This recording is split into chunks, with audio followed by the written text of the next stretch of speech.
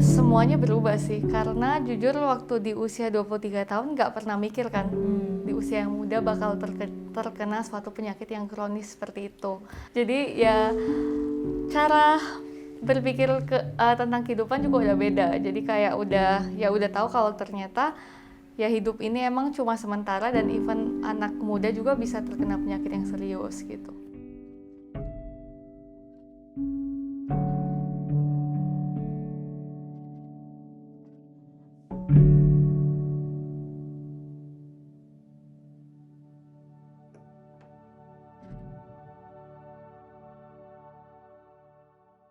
Hai Nak, Halo. thank you udah dibolehin mampir ke rumah.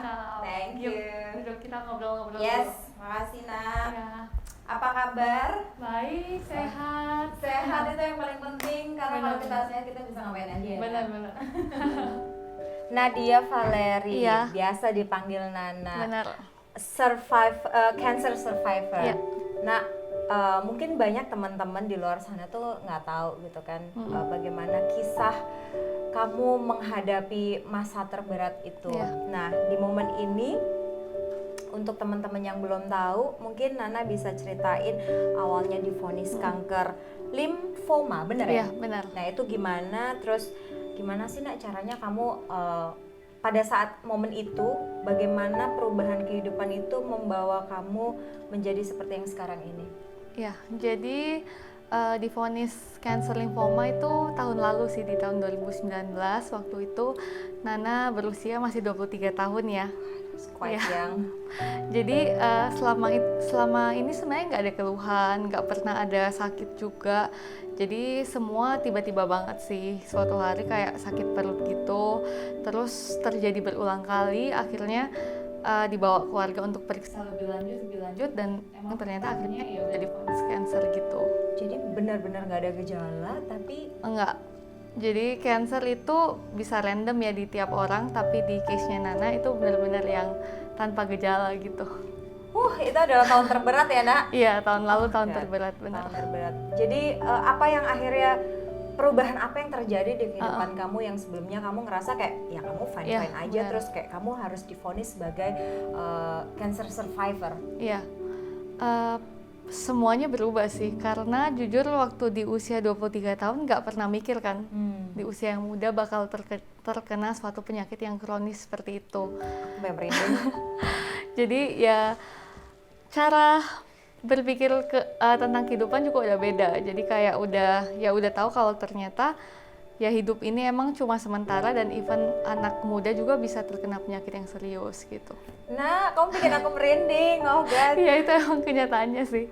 Tapi kamu cukup kuat di usia kamu yang quite young. Ya, Tapi mungkin boleh diceritain nggak sih Nak, limfoma itu apa Nak?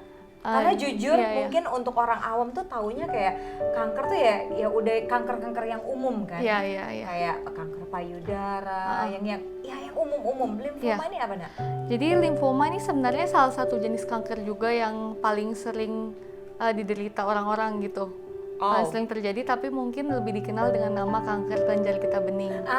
Ya. Oke. Jadi sama kanker kelenjar getah bening disebut juga limfoma, itu kanker yang menyerang kelenjar getah bening, yaitu sistem kekebalan tubuh gitu.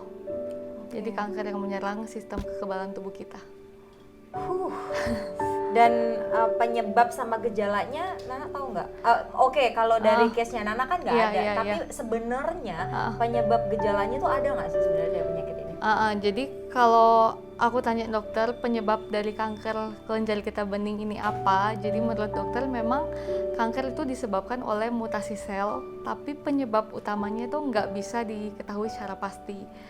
Tentu aja banyak ya faktor yang mempengaruhi ya Kak, contohnya kayak pola hidup kita, pola makan kita, itu tentu aja semua berpengaruh.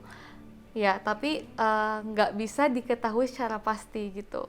Jadi in my case, dokternya Nana waktu itu bilang ya let's consider kalau memang random gitu. Wow. Ya, karena di aku sama sekali nggak ada gejala kan. Nah, bisa jadi gaya hidup kamu sebelum sakit yang membuat itu terjadi. Boleh diceritain nggak gaya hidup Boleh. kamu sebelum sakit gimana? Jadi waktu sebelum sakit sih sebenarnya gaya hidup Nana sebenarnya bisa dibilang biasa-biasa aja ya. Kayak anak muda biasanya lah. Oke. Tapi emang jujur nggak ada diet makanan tertentu, diet pola makan tertentu, sama emang nggak rutin berolahraga juga. Tapi sebenarnya kalau dibilang yang sampai nggak sehat banget, makan sembarangan itu nggak sampai segitunya sih. Balance gitu. lah balance gitu ya. balance lah. balance. Terus jadi ya pokoknya ya udah normalnya orang aja. Makan Iya, nasi. iya. Makan. Oke. Suka nyemil-nyemil Suka. dan nggak suka olahraga. Iya, benar sekali. Oke. Nah, akhirnya setelah kamu bisa lari dari keadaan itu, apa yang kamu rasain? Kalau tadi kan kamu bilang ternyata hidup itu sementara gitu. Iya, Kayak benar. kamu merespon keadaan kamu itu dengan cara yang wise gitu. Iya. Waktu itu karena ya emang ini udah kenyataan ya Kak, kayak udah sempat Gak sih bisa awalnya lari nih, gitu ya. awalnya sempat kayak nggak percaya, sampai itu yang bikin sempat ke beberapa dokter juga kan, masih nyari jangan-jangan dokter yang ini salah nih kayak gitu. Nah ternyata emang udah ke beberapa dokter dan emang udah benar ini kenyataan yang harus dihadapi, jadi ya the only way adalah ya dihadapi. Jadi waktu itu udah nggak mikir lagi ke belakang penyebabnya apa segala macam, cuma mikir ya udah gimana caranya sekarang kita bisa survive gitu aja. Dan cuman 1 tahun Iya, kayak wah. ini termasuk puji Tuhan sih, ini termasuk cepet banget sih, bisa setahun bisa sesehat ini sekarang. Tapi kan itu ada faktor mental yang baik yang bisa membantu itu jadi benar-benar sembuh kan. Nah, during recovery hal apa yang membuat kamu tuh benar-benar kuat gitu, Nak? Kalau secara mental yang paling bikin Nana bisa kuat sampai sekarang pastinya dukungan dari orang-orang. Karena dengan dukungan orang-orang tuh bikin jadi ada rasa percaya diri di Nana kalau misalnya banyak orang yang meyakini kalau Nana itu sembuh gitu. Jadi termasuk dari kayak keluarga pastinya, keluarga terdekat, sahabat-sahabat. Bahkan waktu itu ketika udah banyak orang yang ngikuti kisah Nana, jadi mulai orang-orang yang nggak kenal juga support Nana. Ya termasuk salah satunya Lesalt juga nih, bagian dari yang support perjalanan Nana. Wow. Gitu. Tapi nggak ada pihak yang mengucilkan kamu? Nggak ada sih. Nggak ada ya? Iya, nggak ada. Siap. Ya dikelilingi dengan orang-orang yang positif gitu. Oke, sampai akhirnya banyak orang yang support Nana bikin gerakan Nana Pasti Sembuh. Iya. Dan itu sudah menginfluence ribuan orang, anak muda, mungkin juga orang tua gitu kan. Mungkin bisa ceritain, Nak, gerakan apa ini? Kenapa kamu bikin gerakan Nana Pasti Sembuh? Sebenarnya itu random aja sih, kayak bikin hashtag gitu di sosmed Nana Pasti Sembuh. Dan sebenarnya itu adalah keyakinan pribadi aja, karena dari awal Nana punya tekad yang kuat untuk sembuh. Jadi dengan kalau misalnya aku upload foto, aku pakai hashtag itu rasanya nyemangatin diri sendiri gitu.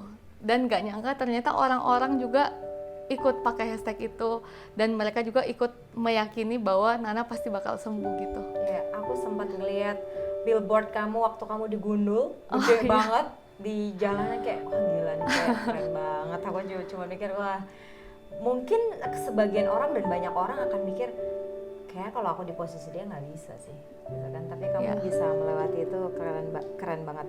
Oke, Nak, berbicara kesehatan.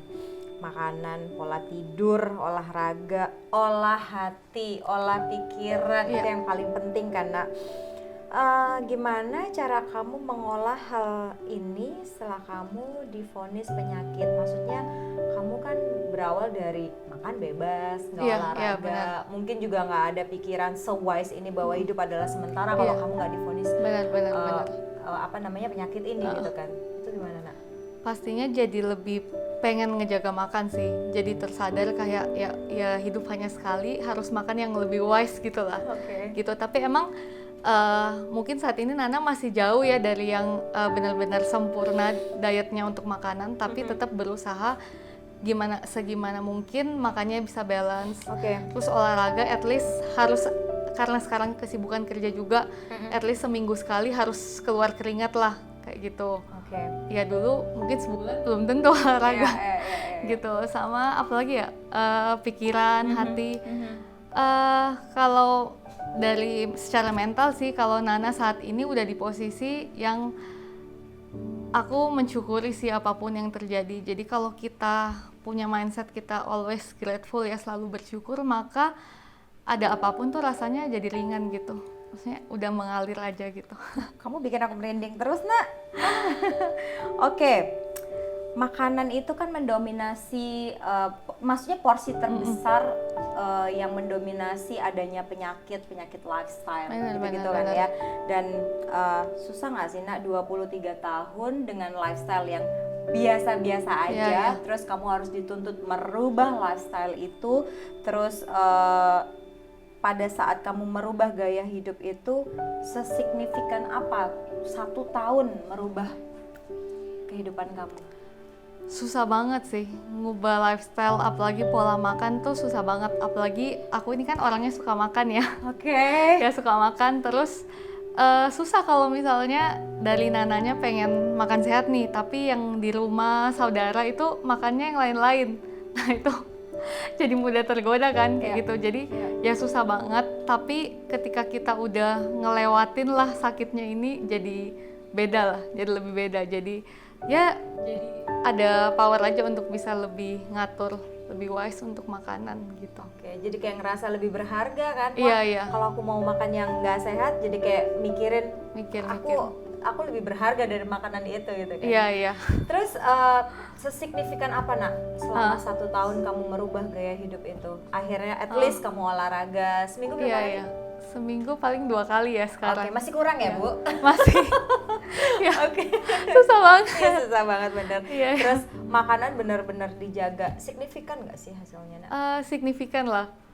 Signifikan karena secara kalau kita ngejaga makan juga badan terasa kan lebih enak gitu. Betul. Terasa lebih segar, lebih enteng. Terus dulunya yang mungkin nggak terlalu bisa konsumsi sayur gitu, sekarang kalau mentah pun jadi bisa kayak gitu. Ya jadi bisa, sama lebih ringan juga. Iya benar. Iya. Idealnya kata dokter, penyakit limfoma itu bisa sembuh, recovery-nya berapa lama? Sebenarnya nggak ada kepastian sih untuk itu, karena case-nya di tiap orang beda-beda gitu. Even ada orang yang mungkin udah divonis lebih dulu dari Nana, tapi dia proses untuk pengobatannya lebih lama. Oke. Tadi kamu sempat nyinggung masalah low salt diet nih. Kamu tahu low salt dari mana Nak? Instagram. Oh, random banget ya? Iya. Apa yang membuat kamu akhirnya kayak, wah boleh juga nih gitu? Iya, karena ngelihat sih kayak dari, aku kan kalau mau nyoba sesuatu pasti aku pelajari dulu ya. Pelajari dulu, kayak lihat nih emang ternyata kualitas bahan-bahan yang digunakan emang selalu fresh, terus masaknya pakai panci titanium gitu kan.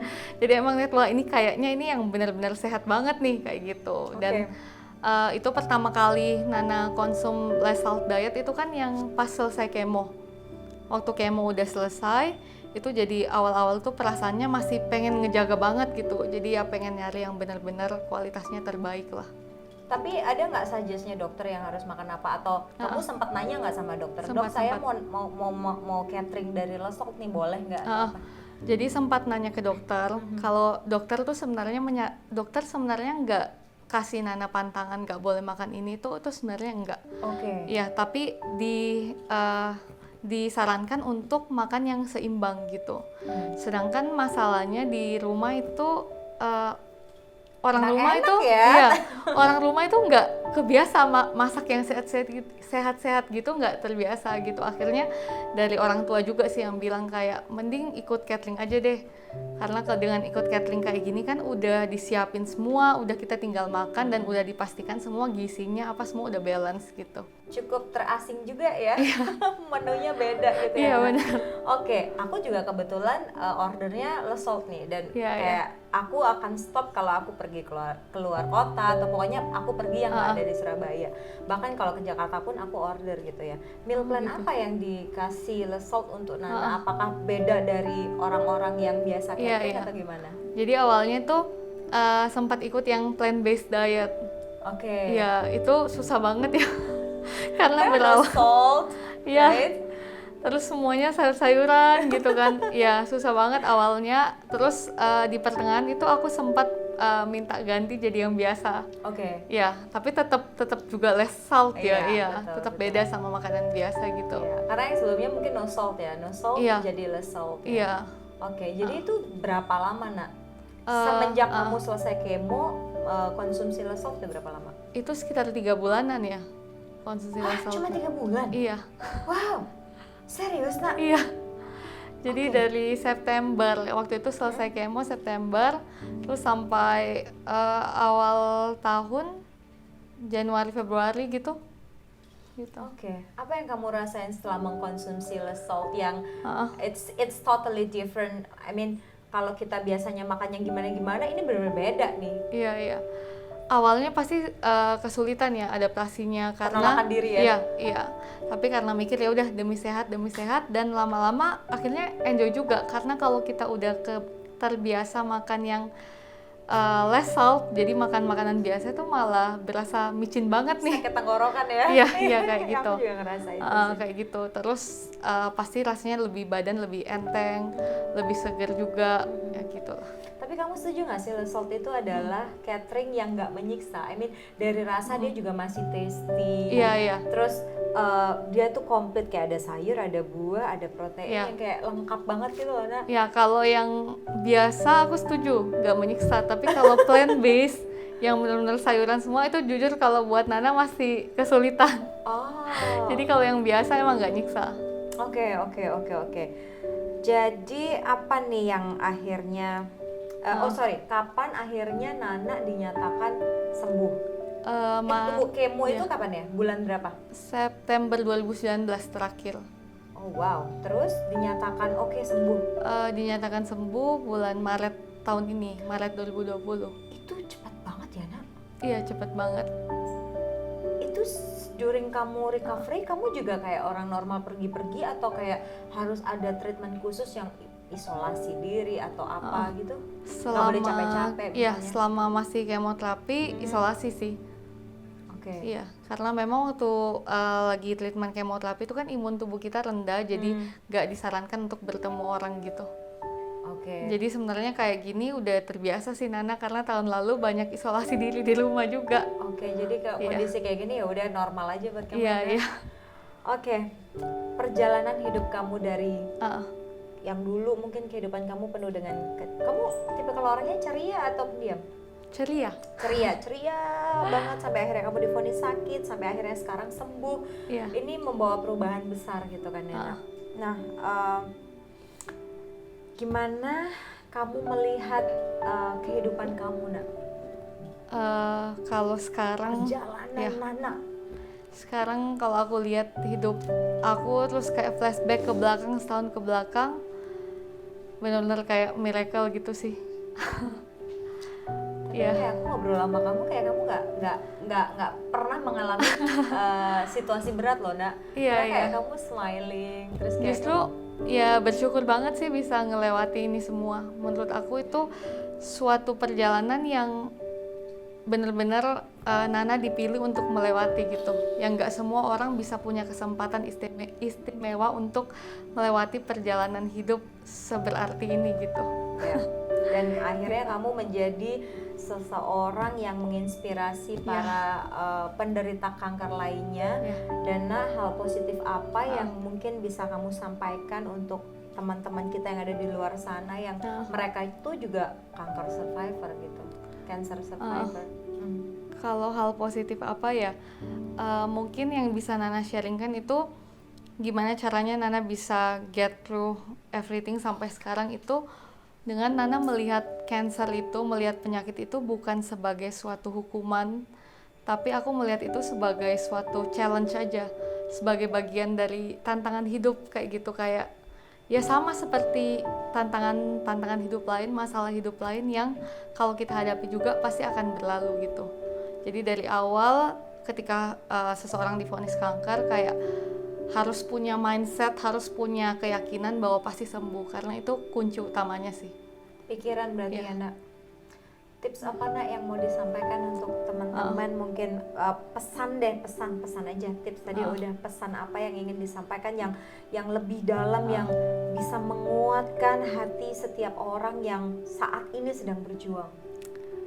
Pastinya semangat terus karena nggak ada satupun orang yang sendiri di dunia ini sih.